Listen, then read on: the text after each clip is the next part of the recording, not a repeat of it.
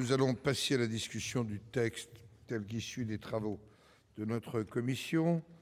Sur l'article unique, j'ai deux demandes de parole. Tout d'abord, Monsieur Gaëtan Gorce. Je rappelle que le temps est de 2 minutes 30.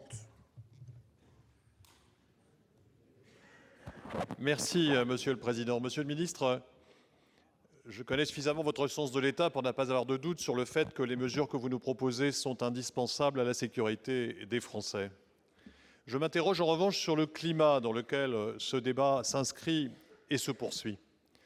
Dans le contexte particulièrement difficile dans lequel nous nous trouvons, la façon dont nous nous adressons aux Français, la façon dont l'exécutif s'adresse aux Français est évidemment décisive. La France est un superbe et grand pays dont l'énergie, la vigueur ont parfois besoin d'être stimulées. Notre pays a au tréfonds de lui-même une foi dans ses valeurs, mais qu'il ne mobilise que s'il les sent partagées, avec un enthousiasme et une foi équivalente. C'est à cette France-là, celle qui croit qu'au fond, elle peut venir à bout de tous ses adversaires, sans jamais remettre en question ses valeurs et ses principes, qu'il faut s'adresser.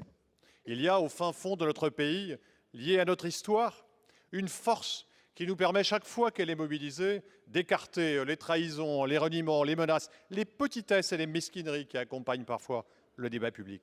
Oui, c'est à cette France-là qu'il faut s'adresser. Et en disant cela, je n'ai pas le sentiment d'exprimer une conviction personnelle, je pense qu'elle est partagée par cet hémicycle et qu'elle est aussi inspirée par notre histoire.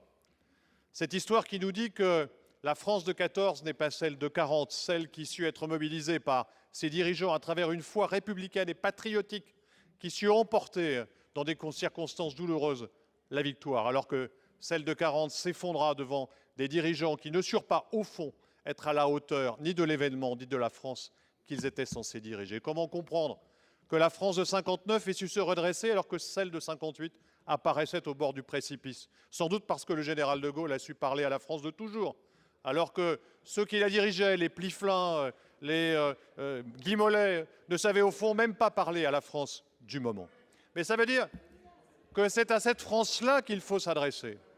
Et que si nous prenons le risque, en multipliant les invocations à la menace, en expliquant à notre jeunesse qu'elle doit apprendre à vivre avec la terreur, en indiquant qu'il y aura toujours au-dessus de nos têtes la menace immanente du terrorisme, alors nous installons un climat et nous en appelons à une France.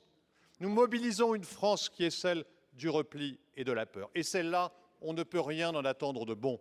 Ce que je souhaite donc, Monsieur le Ministre, c'est que notre gouvernement et le Président de la République, c'est que nous tous ici, dans cet hémicycle, sachions trouver le ton pour nous adresser aux Français qui disent à nos compatriotes qu'en croyant à ces valeurs, qu'en partageant cette foi républicaine, nous ne céderons rien, que nous n'avons pas peur, que nous ne considérons pas que nous devons revenir en arrière sur ce qui nous caractérise et que par conséquent, à chaque fois que nous voterons une loi, à chaque fois que nous mobiliserons sur un texte, à chaque fois que nous nous exprimerons, le ferons au nom de ces valeurs, sans jamais rien céder, en ayant foi dans le destin d'un pays et non pas en cédant au repli, à la frilosité et à la peur. Je vous remercie. Monsieur Pierre-Yves Collomb.